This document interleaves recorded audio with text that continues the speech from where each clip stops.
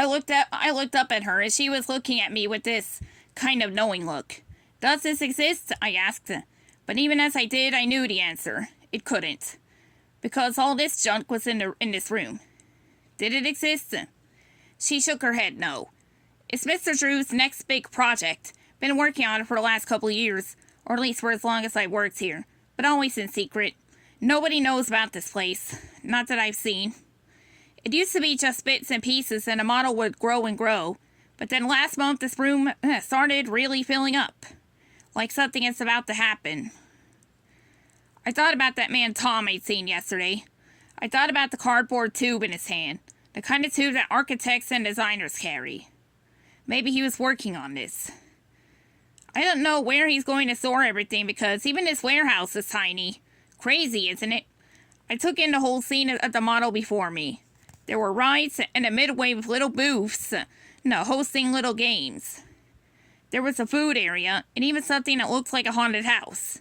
It was a whole park, just for bendy stuff. Mr. Drew came up with all this? I asked in awe. Who else? Asked Dot. And you don't think anyone else knows?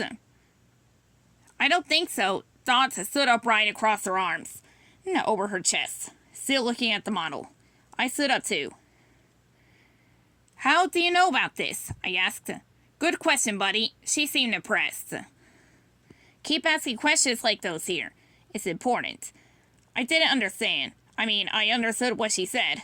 I just didn't understand why she'd say it. So I asked, since that's what she told me to do anyway. Why?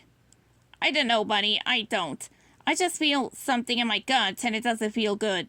I need to understand it better. I like information. I like details. Ma used to say, see, the devil's in the details. Anyway, don't get distracted, buddy. You asked me a question and look what I did. I didn't answer it. And we moved on to something else. I nodded. I was confused, except I wasn't, which was also confusing. So how do you know about this? I sneak around. I want to collect facts. Because of the gut thing. Yeah. I understood sneaking. I've done it a lot in my neighborhood. And when I spied on the artist in Central Park. Where'd you get the key? I asked. Dot smiled at that. Even better question. Thanks. Wally's always losing his keys. Doesn't mean I gotta return them.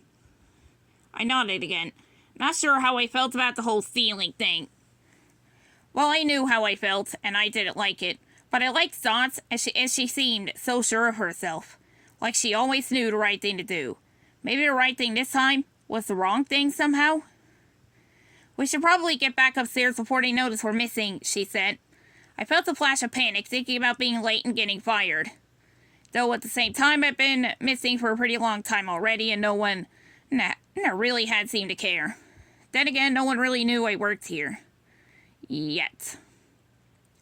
Could you help me find my way back to the art department? I asked as he locked the door behind us and made our way toward the elevator. Of course. I stopped then, thinking Dot stopped too, noticing. What is it? She asked. Why me? I asked. Why you what? Why did you come to find me? Why did you show me all this? She squinted at me, then with that look. You have that look, Dot. You know, Dot. That way that says I should figure this out somehow myself.